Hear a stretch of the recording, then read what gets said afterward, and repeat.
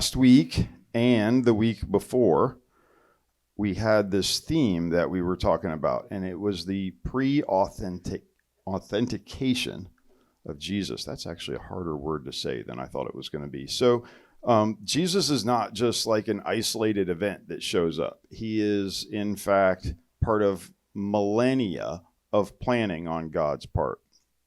And so part of this process was laying down the prophetic record, which dictated before he showed up exactly what would happen in each phase of the life of Jesus. So like where he would come from, what he would say, what he would do, and eventually even his death and resurrection. And so everything about him was foretold in a lot of ways. And so his birth was especially foretold. That's a big theme in this narrative that Matthew's unfolding for us. And so Matthew, more than the other Gospels, is particularly interested in fulfillment formulas. All right. And so repeatedly, he uses these fulfillment formulas. And so that's kind of what we're going to be looking at this morning. And so we're going to see a few of those in this passage that we're looking at. We've already gone over some of the formulas for the pre-authentication of Jesus. Most of them couldn't be faked, even if Jesus wanted to. And there's nothing else like this in human history. So there's no other authentic case of prediction like what we see with Jesus. And so people may talk about Nostradamus predicting Hitler or whatever, but if you've heard that and you think that that might be true, you should take a look at the predictions that they're citing and see just how thin any connection is, really. All right, they're just a scramble of crazy words that really don't mean anything, even put together in a different order than what they're put together in. And it's supposed to be this profound prediction. But you could read anything you wanted into it. And so one of the words in Nostradamus's string of nonsense rambling is the word hister, Hister. And people say that that's similar to Hitler. So that's your prediction. All right. And so it's complete craziness and it's total nonsense. There's nothing at all anywhere like what we have for the predictions of Jesus. All right. And so like this is a marvelous system of pre-authentication that God put in place for the coming of Jesus Christ. And we can actually show that the predictions most certainly preceded the events that they foretell. And you don't have to go back more than about 70 years from today's time, and people could legitimately make the claim that some of the Old Testament texts may have been messed with a little bit by early Christians in order to support the claims that they were making. You could say that they stuck some material in and they made it look like it was about Jesus after Jesus had come and gone.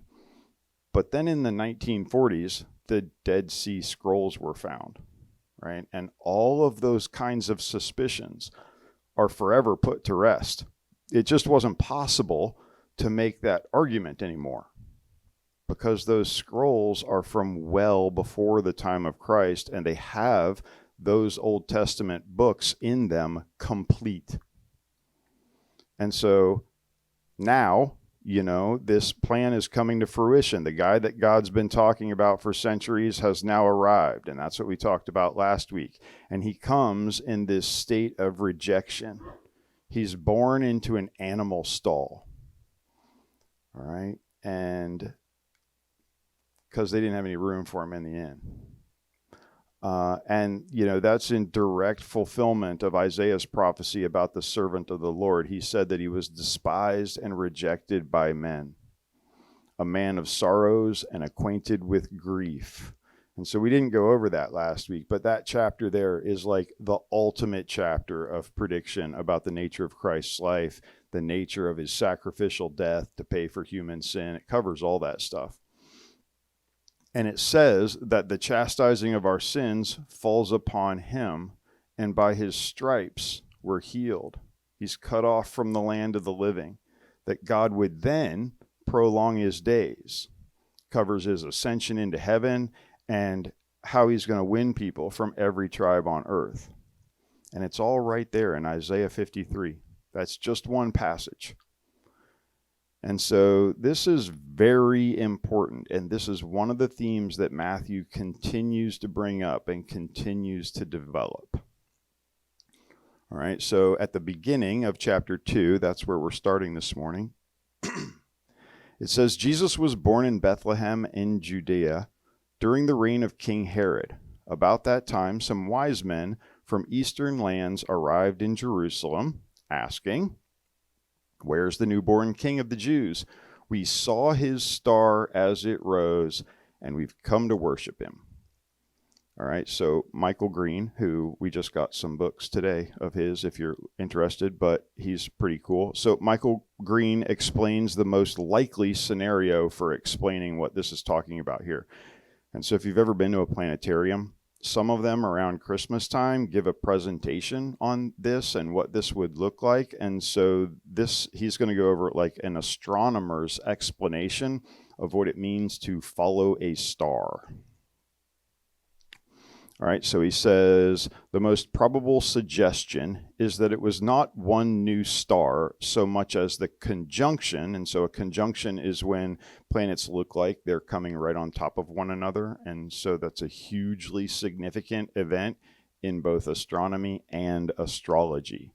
And so when planets have conjunctions, it means things are about to happen in astrology anyway. Doesn't really mean that in astronomy.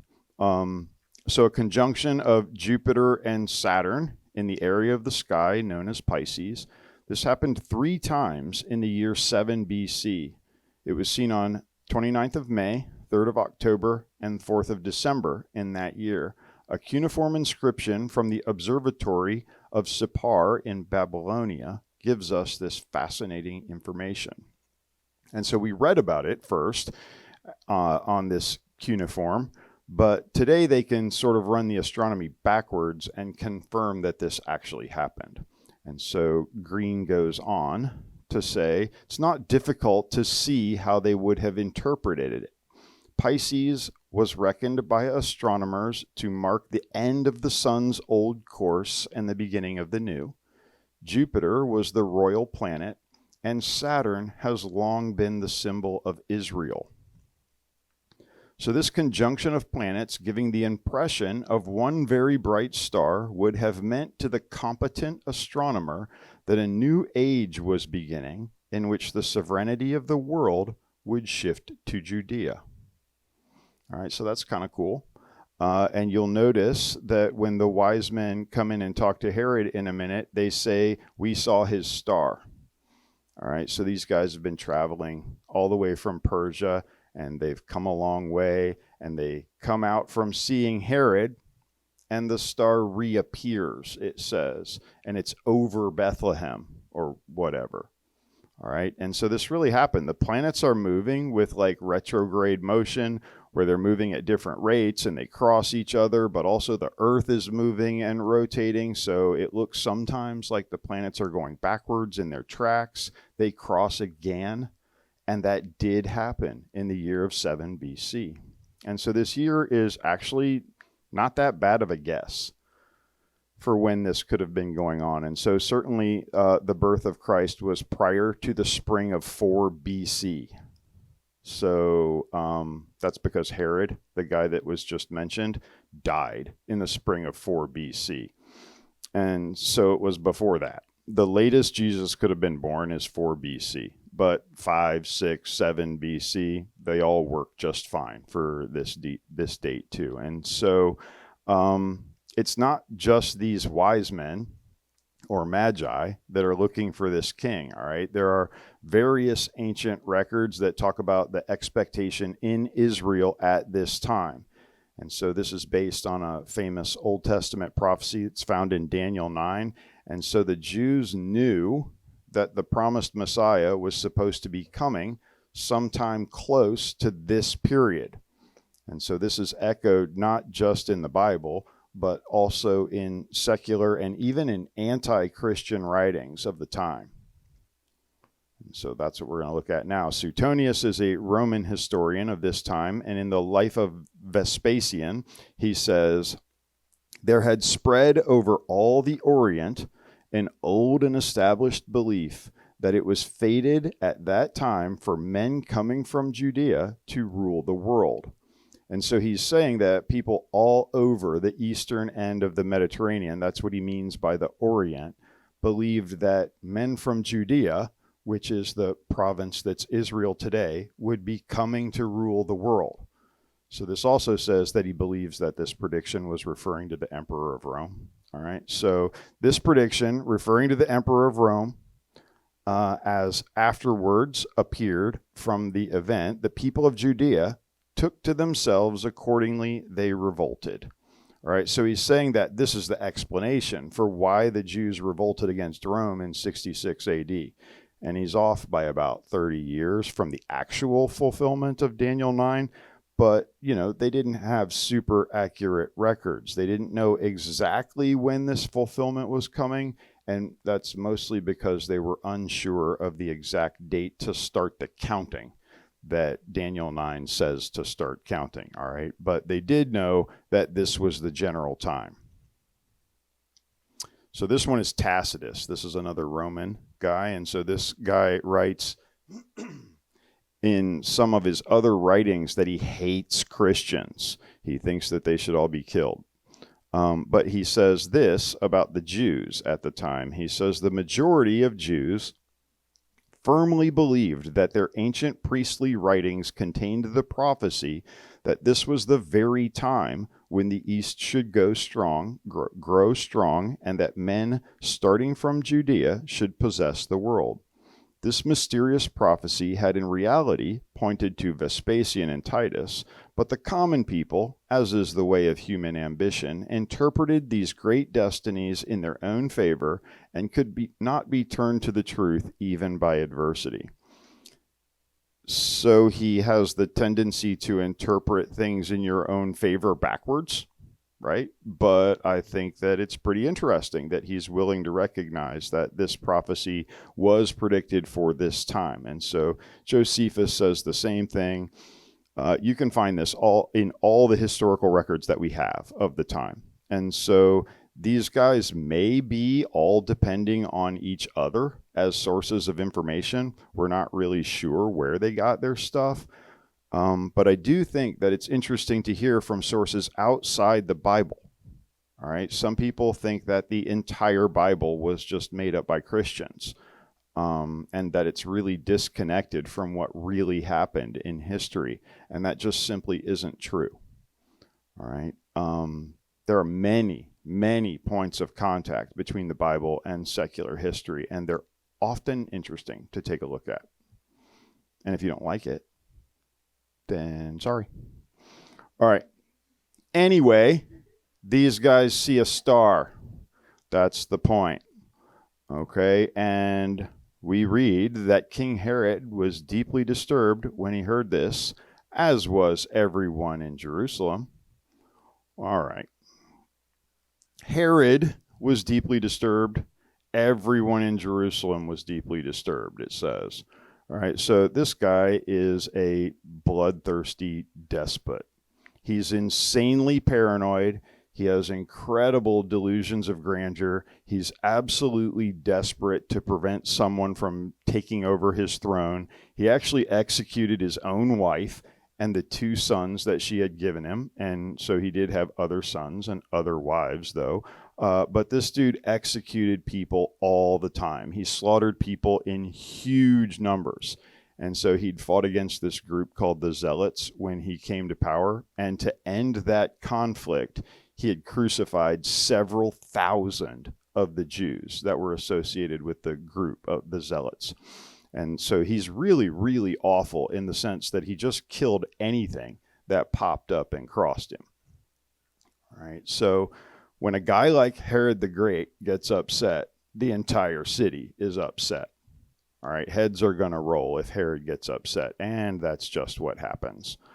All right, he called a meeting of the leading priests and teachers of religious law and asked, "Where's the Messiah supposed to be born?" So it's a little bit interesting that Herod knows enough. He knows enough like prophecy and history to suspect that this kid that the wise men are looking for might be the Messiah. So rumors are all over the place. According to historians of the time, Josephus says that there was a great deal of speculation and people were expecting the Messiah any day, and Herod jumps on it, right? So he thinks this is it, and he's right. So the priests and the teachers tell him, in Bethlehem, in Judea, they said, for this is what the prophet wrote. And you, O Bethlehem, in the land of Judea, are not least among the ruling cities of Judah, for a ruler will come from you who will be the shepherd for my people Israel. So this is Micah 2. We read this last week. They knew exactly where to look. They quoted this from memory. They didn't have to go look it up. All right. Everyone knew where to look for where the Messiah was going to come from. Then Herod called for a private meeting with the wise men, and he learned from them the time when the star first appeared. So dude's already scheming, right? He knows exactly what he's going to do. He's going to try and kill the baby Messiah. And the reason that he's trying to figure out when the star appeared is because he's doing the math. He needs to get anyone that old or younger, and he probably leaves himself some margin for error here, all right? Then he told them, go to Bethlehem, search carefully for the child, and when you find him, come back and tell me so that I can go and worship him too. Yeah, right. All right, so they did. They went out, and, Bethlehem's just 4 or 5 miles from Jerusalem. It's a super small village just south of Jerusalem. They go out and they find him, and they enter the house. And so you notice that they have a house now. The last time we checked in on them, they were in a barn. All right, so this is a different time period. Some time has passed since then. Jesus is not a brand new infant in a manger any longer. All right, they saw the child with his mother Mary, and they bowed down and worshiped him. Then they opened their treasure chests and gave him gifts of gold, frankincense, and myrrh. So we do not know the names of these guys. So Christian legend later assigned names to them, and sometimes you hear those names at Christmas time, but none of that's real. All right, so we do know about these gifts and that they would turn out to be fairly significant. When it was time to leave, they returned to their own country by another route, for God had warned them in a dream not to return to Herod. Okay, so let's talk about the wise men. In Greek, this word is magi, and so this is the word that we get magician from.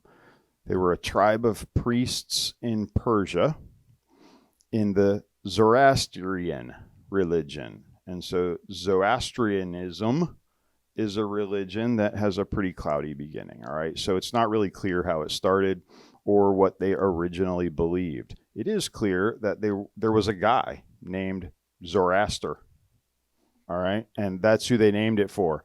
But their theology is a little bit up for some debate. There's some argument about what they believed.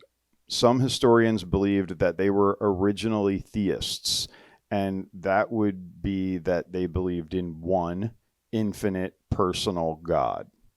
And so they would have been like a similar worldview to that of the Bible, and they may have even been true believers in that sense.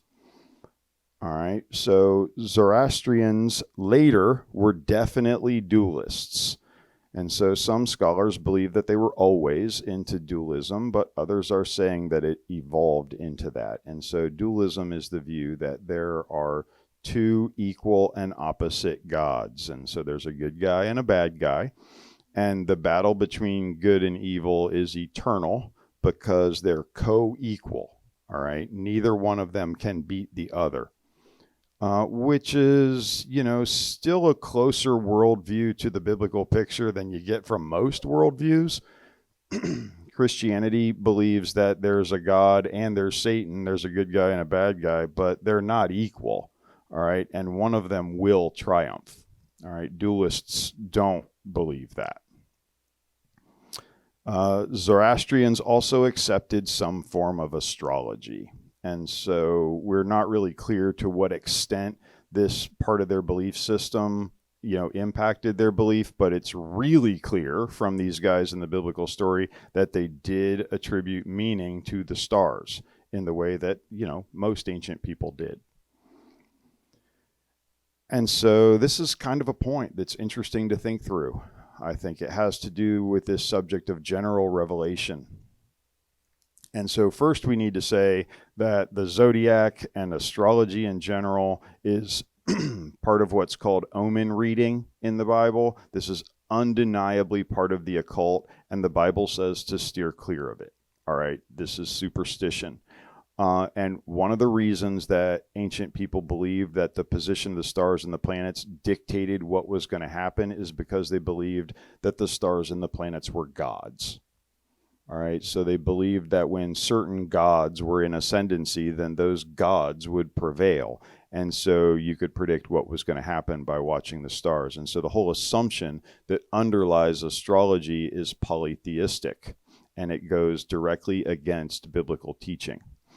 If you read some of the Bible, you'll see how God feels about believing that there are a whole bunch of gods out there. All right, so all this makes this case with the wise men kind of a strange case. So these guys are using an astrological technique of the interpretation of stars, and they end up finding Christ. Right? It's weird. So they find Christ through the means of something that God has spoken against and that we're not supposed to be doing. Strikes you as a little bit theologically odd, I would hope. It is. It does me.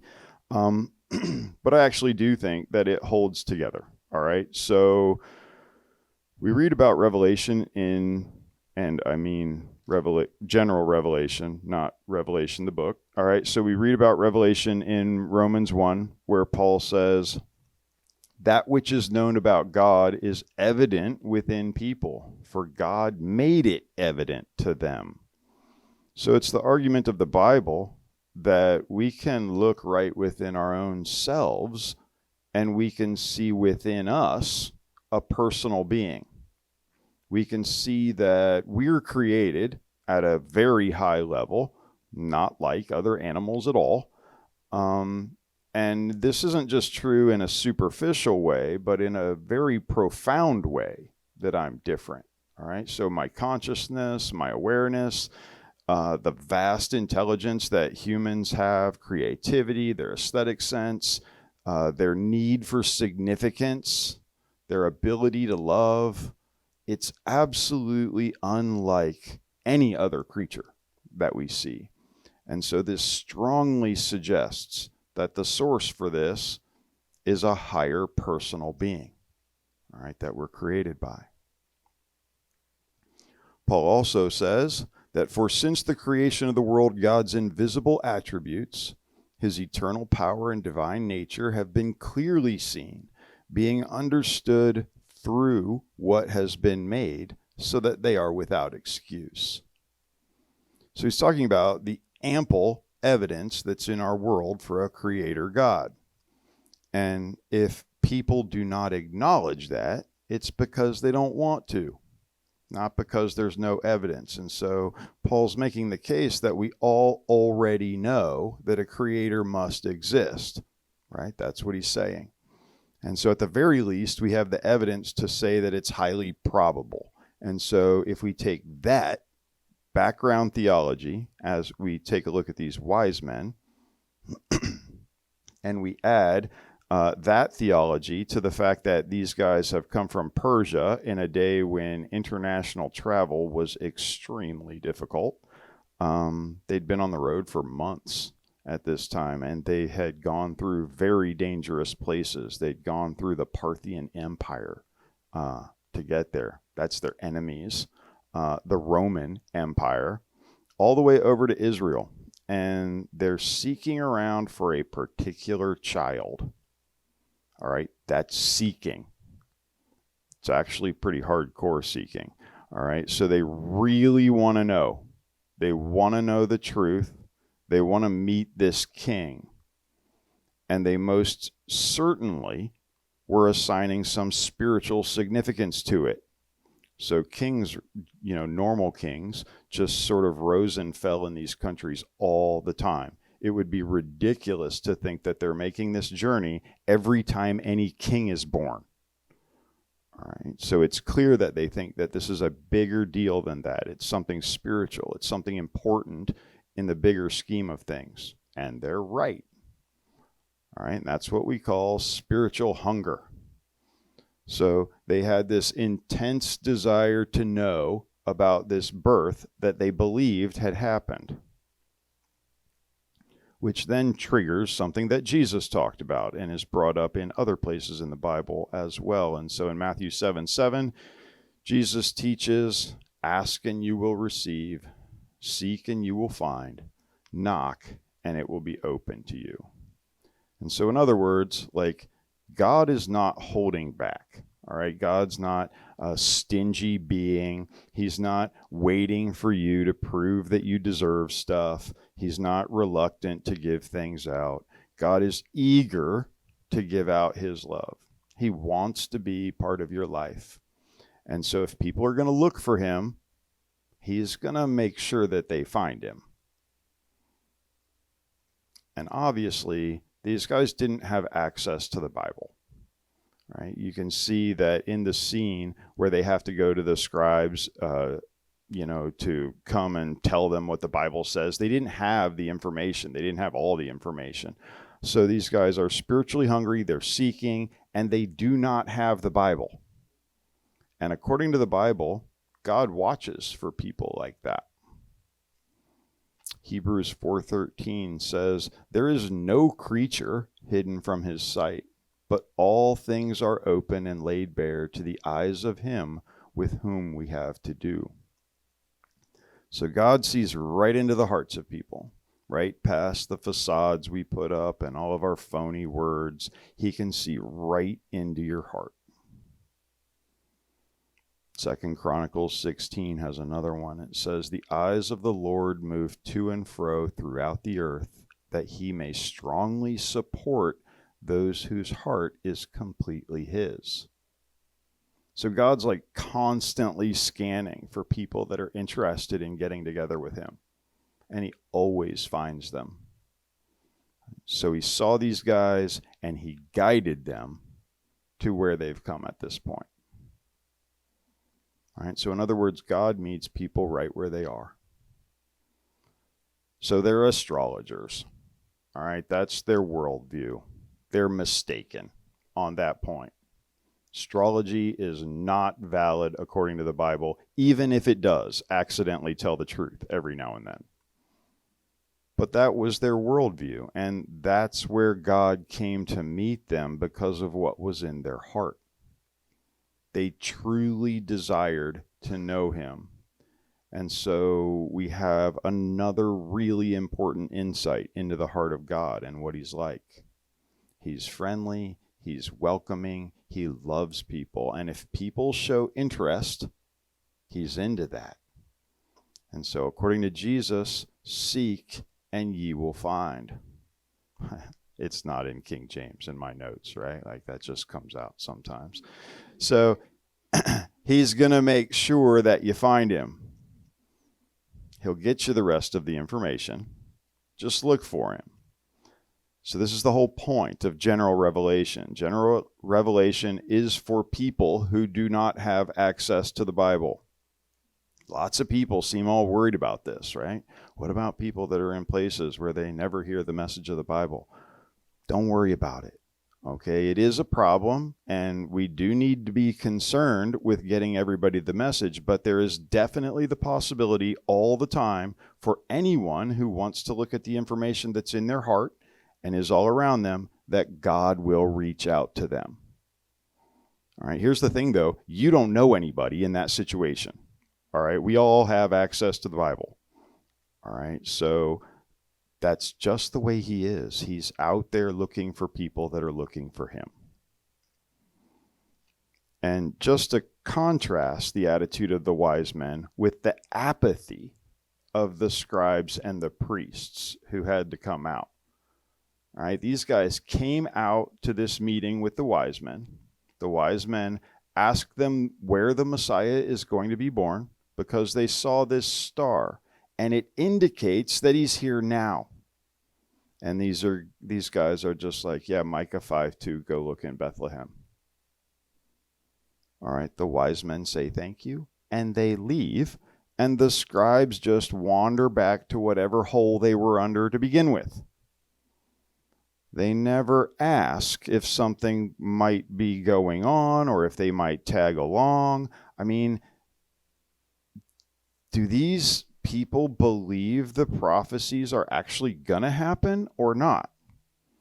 They're supposed to be waiting for the Messiah to show up, and that Messiah is supposed to show up kind of like right now. And so you would kind of expect these guys to be a little bit excited about checking this out. Instead, there's just nothing, right? They don't react really at all. Apathy. This is really messed up. These are the guys that are supposed to be the most excited. And so you wonder if they even really believed the stuff that the Bible says, or whether it's just, something that they're into and something that they do and something that they've developed expertise in without ever believing. So anyway, from here on out, the narrative begins to focus a little bit more on Herod and his hateful actions and the escape of Jesus from Herod. So let's follow that along for a minute. This is verse 13. Now when the wise men had gone, behold, an angel of the Lord appeared to Joseph in a dream and said, "Get up, take the child and his mother and flee to Egypt and remain there until I tell you. For Herod is going to search for the child to destroy him." So Joseph got up and took the child and his mother while it was still night and left for Egypt. He remained there until the death of Herod. This was to fulfill what had been spoken by the Lord through the prophet, "Out of Egypt I call my son." All right, so we have another fulfillment formula in the book of Matthew. And an interesting thing here is that the Babylonian Talmud agrees that Jesus went to Egypt. And so in Shabbos 104b, it says Yeshua was a magician and learned his skills in Egypt. All right, so obviously this is a hostile source. This is not someone who believes that Jesus was the Messiah. But the anti-Christian apologist Celsus agrees as well. So this guy's a 2nd century attacker of the Christian movement and an opponent of Christ.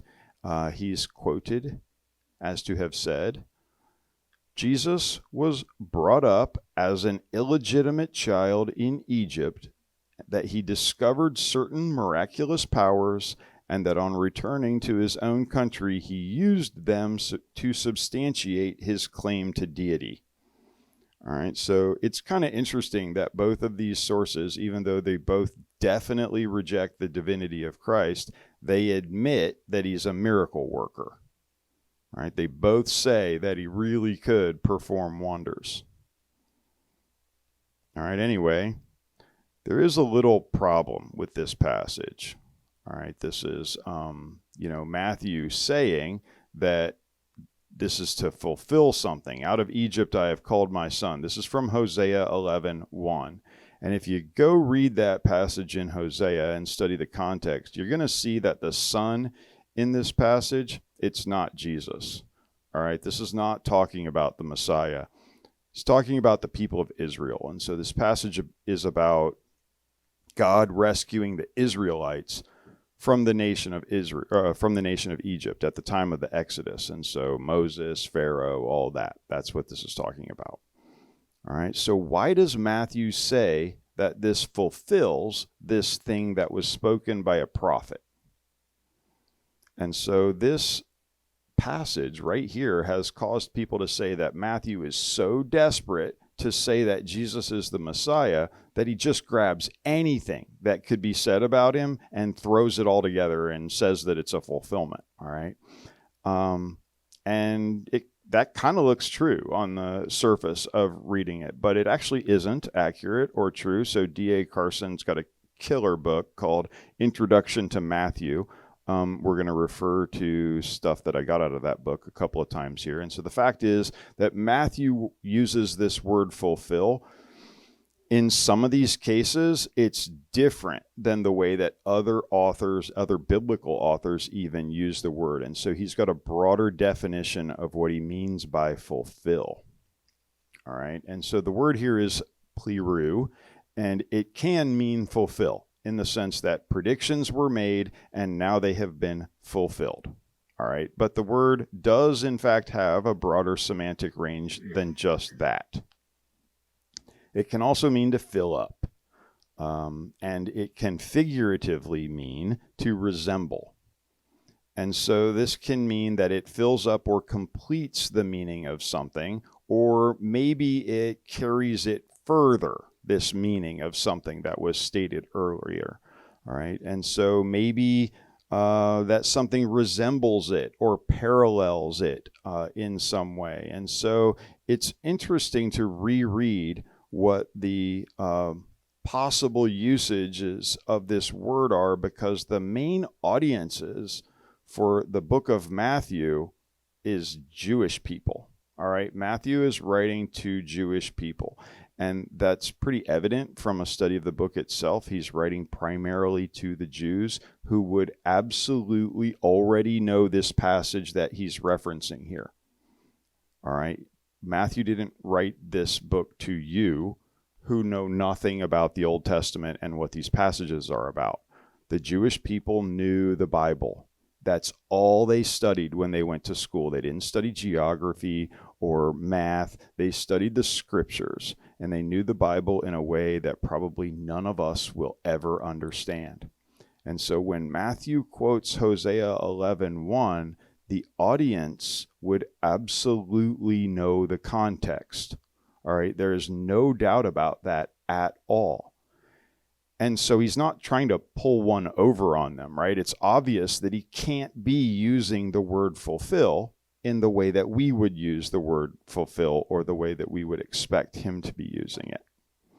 All right, so Carson explains some more. He says, many have noticed that Jesus is often presented in the New Testament as the antitype of Israel, or better, the typological recapitulation of Israel. So Carson's a scholar. He likes to use words that make him sound like a scholar. But he's saying that this is almost like a reenactment of God's redemptive plan with the nation of Israel. And so this event is being reenacted in the life of Christ. So let's take a look at how that works. So this is explained again by Michael Green, who we referenced earlier and that we just got some books from. We're talking about the wise men. He says that Israel became a nation after being called into Egypt, and the exodus from Egypt was the central point in the history of this nation that was becoming the people of God. So this is sort of the beginning point in Jewish theology, the Exodus is. Pharaoh tried to destroy the people in Egypt, but Moses brought them out of Egypt into the land of promise. Herod, a new Pharaoh, tried to kill Jesus, the new leader, and in his rage and frustration, he slaughtered other innocent firstborn in Bethlehem. He failed to kill Jesus, just as Pharaoh had failed to kill Moses. And so if you remember, Pharaoh was killing all of the young Jewish boys, and that's how Moses ended up in a basket in a river, right, and getting picked up by Pharaoh's daughter. So this was all the hand of God protecting and moving Moses around, because Moses was going to be this deliverer. Eventually, Moses brought the children of Israel out of the land of bondage and death. And in this case with Jesus, now Moses' successor was to bring the people out of a worse bondage and a worse death. That's the death that comes from sin. And so Jesus came to free the people from sin.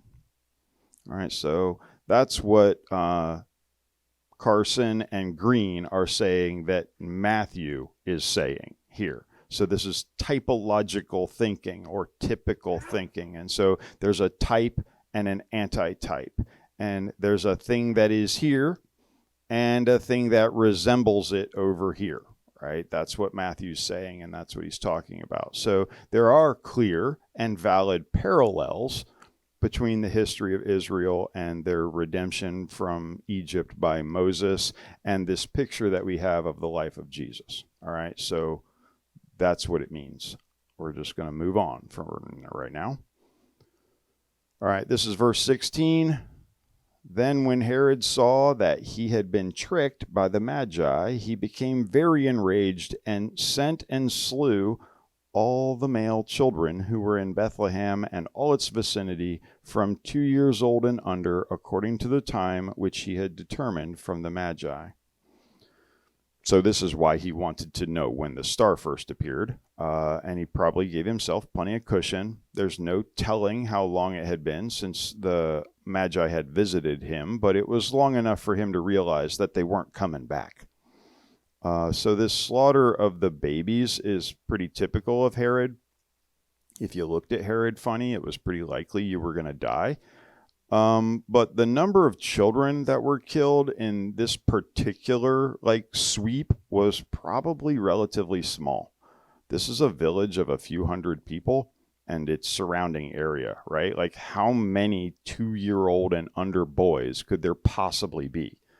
All right, so it's hard to say, but it's probably not like hundreds and hundreds of babies.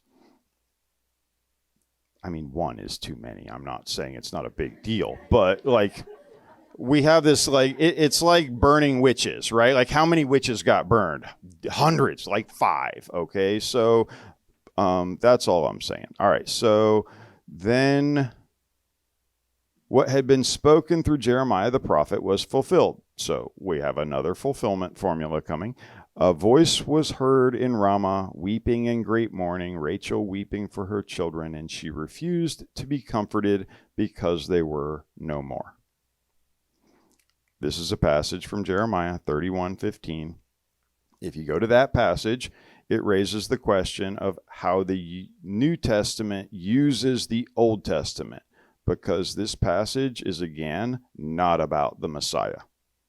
This passage is about a slaughter of people that happened when the Babylonians deported the Jewish people from around where Rachel had been buried. And Rachel's one of the wives of the patriarch Jacob. And so it is her descendants that are being deported and killed here. And so this is really not about the Messiah at all. And so again, we're looking at this type of fulfillment that is not to be thought of in the sense that the author is putting this forward as a prediction of something that would happen in the future, but rather it's something that's more like an allusion. All right, this past event alludes to this future event, and he's really just saying that they're similar. All right, and so this would be sort of analogous to us saying, remember when Gandalf was on the bridge and he said, "You shall not pass" to the Balrog, right? Right before they dropped him into the cave, right? He's bringing up something that they would all be familiar with. He's referring to literature that the people would know, and it's saying that this situation is similar and should be thought of in a similar way. And if you don't know what a Balrog is, then maybe my reference wasn't right? Like maybe I should have picked something from popular culture that y'all would know, but I don't know any of that stuff. All right, so he's using this word fulfillment in that broader sense. All right, and so then we read, "But when Herod died, behold, an angel of the Lord appeared in a dream to Joseph in Egypt and said, 'Get up, take the child and his mother, and go into the land of Israel, for those who sought the child's life are dead.'" So now we would be at about 4 BC, all right, at this point. That's when Herod died. "So Joseph got up, took the child and his mother, and came into the land of Israel. But when he heard that Archelaus was reigning over Judea in place of his father Herod, he was afraid to go there. Then, after being warned by God in a dream, he left for the regions of Galilee." So that would be the northern part of Israel rather than the southern part, where Jerusalem was, and where Herod and his family had the most influence. And came and lived in a city called Nazareth. This was to fulfill what was spoken through the prophets, he shall be called a Nazarene. All right, so this is quite obviously another fulfillment formula.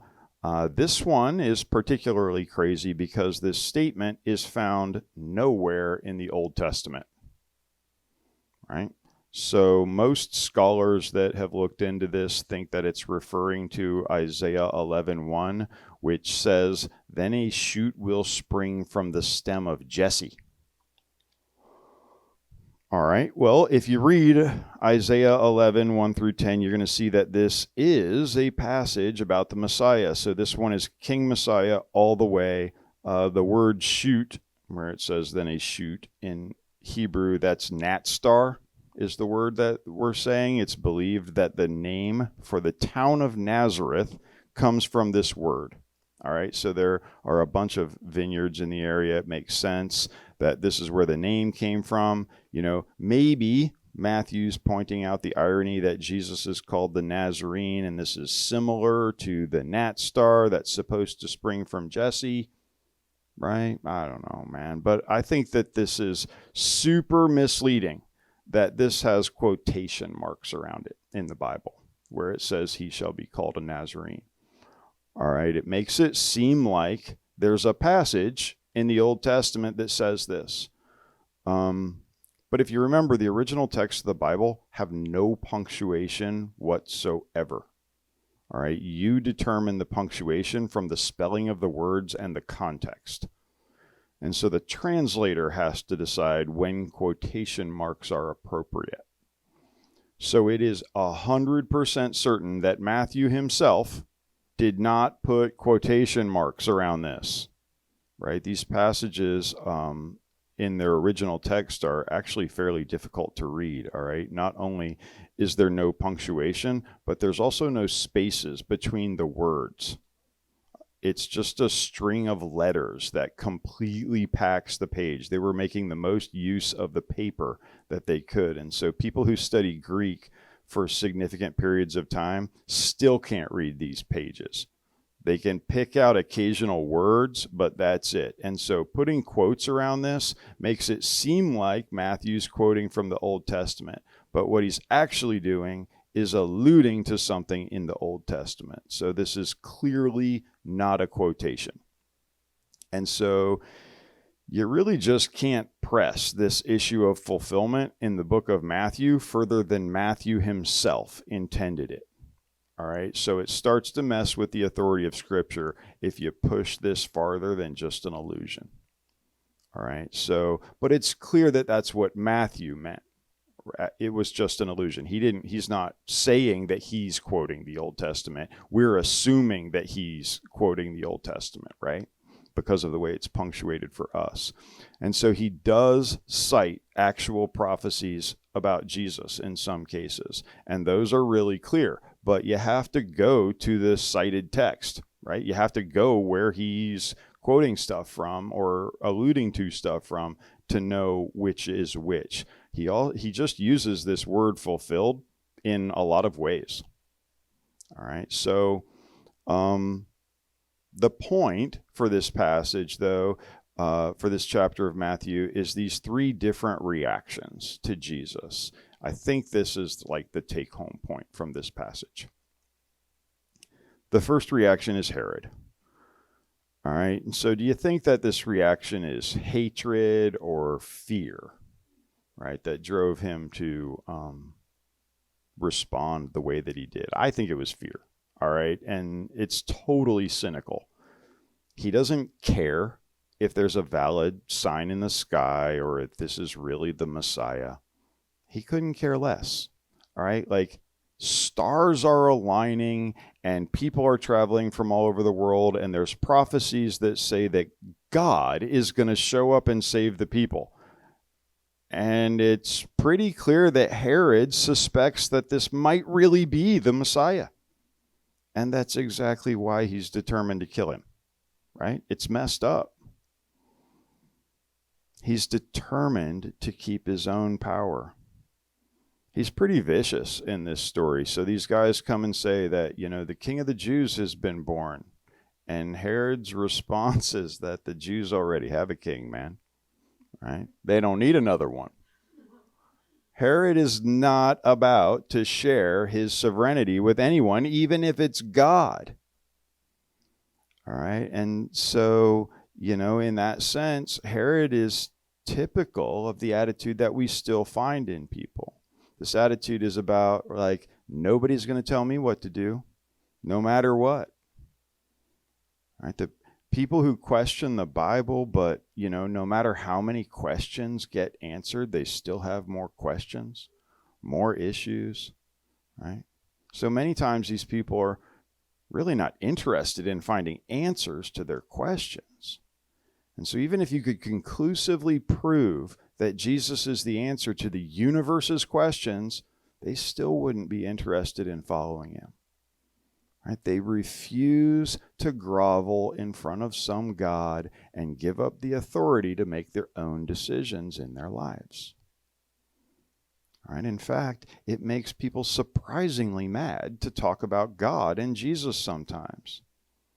They don't seem to get angry when you talk about other religious figures like Buddha, right? But the God of the Bible elicits a fury in people that kind of reminds you of this reaction that Herod is having here. And then at the other extreme, we have the wise men. All right, these guys are seekers in the most real sense. They're not pretending to be seekers. They're not the kind of pseudo seekers that say they're on a quest, but know that they'll never find an answer. All right. And so if you've already decided that you're never going to find an answer, then you're not really on a quest.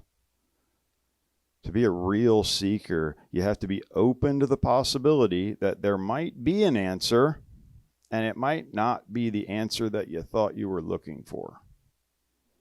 And so otherwise, you're just pretending to seek. You're just pretending as a smokescreen. Not these guys, man. These were real seekers. They're actually looking for an answer. They wanted to know the truth, and they're prepared to follow the truth wherever it takes them. Right? So they found what they were looking for. It's actually very cool. And between these two groups, there's the most bizarre of these three groups, I think, the scribes and the priests. These guys had all of the real information. They were totally in a position to know the truth and what was going on. And they're totally preoccupied with their little system and their little lives, and they're totally apathetic to the fulfillment of their own prophecies. They probably left this meeting about where the Messiah was going to be born and went back to their little hole and had a nice little theological argument of some kind. Right? So they must have been doing something. I'm sure it was important to them, but whatever it was, they were too preoccupied with it to notice that the Messiah was being born a few miles from where they were discussing whatever. Predestination. Who knows what they're arguing about? All right, so obviously this morning, the point is not just to describe the situation, but to argue a certain point here. All right, the first part of that point is to be like Herod is downright foolish. If you suspect that God might be there and that this thing is the truth, then you're going to have to adjust yourself to the truth at some point. Only an idiot would put that off until after they're dead. All right, and if you think that there might be a God and you refuse to submit to his authority and you're deliberately sacrificing what is best for the mud pies that you know, right? Have God in your life. Having God in your life would be better, would make your life better immediately, because you would then be living as you were created to live. You'd be in union with God and not separated from him. And if God's really there, then eventually you're going to have to face him. And it says that every knee will bow. All right, so you might as well get on with it. All right, while you still have a chance to live fully and while you still have a chance for bowing your knee by choice. Right? Because if you don't accept his payment for your redemption, you have to pay for it yourself. Right? You're a fool if you decide to reject God out of pride alone. And the determination that you're the captain of your own life and that you'll not bow is going to cost you eternity. You will come under the judgment of God at some point. Right? So also, being preoccupied and apathetic beautifully describes many of us today. This is a horrible response. All right, what could you possibly be preoccupied with that is so important that it would mean putting off finding out what's really going on? This is mind-boggling. How could you not care? People actually say that, right? They're busy. Right? They just don't really care what the Bible has to say. Whatever it is that you're doing, it is not more important than what you are and why you're here and what happens to you after you die. If you think you don't care about those things, it's because you don't want to think about them. You're very likely just scared. And if you're honest, then even the most hardcore atheist can admit that this is the most important question around.